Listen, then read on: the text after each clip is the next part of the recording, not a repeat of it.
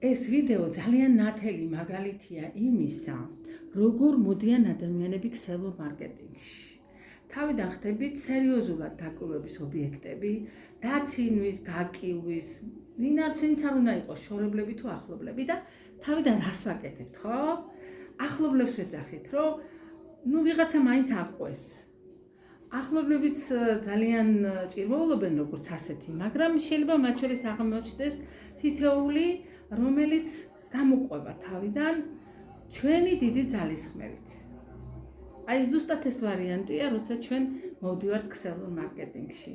აი ვიღაცას ასე ვეხვეწებით და ვეჭიდავებით, რომ ეგება და მოდი რა ერთად დავიწყოთ. ისინი ხშირად მხოლოდ ჩვენი ხათრით იწყებენ ამის კეთებას. ნახეთ, დააკვირდით, სხვები გაკვირდებიან. საინტერესოები ხართ, მაგრამ ესე მალე არ შემოგიერდებიან და ხშირად მითქვია ხომ ესე წერიკებისთვის, რომ უნდა გეყოთ მოთმინება, სანამ ადამიანები უბრალოდ გაკვირდებიან და ნახეთ, როგორ ჯერ 1-2 გიერდდება, მერე 3-5. ბოლოს თქვენი გუნდი უზარმაზარი ხდება. ამ დროს უკვე ძალიან საინტერესოა მუშაობა.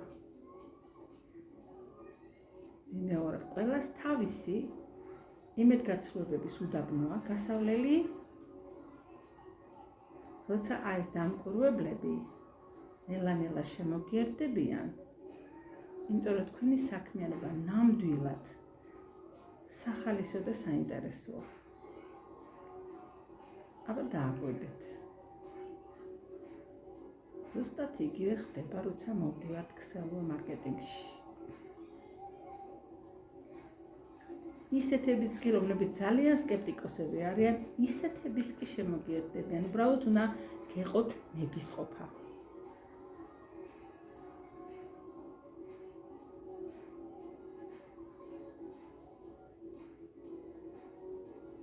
თუმცა ბევრი მათგანი დაგტოვებთ, მათ შორის ახლობლებიც.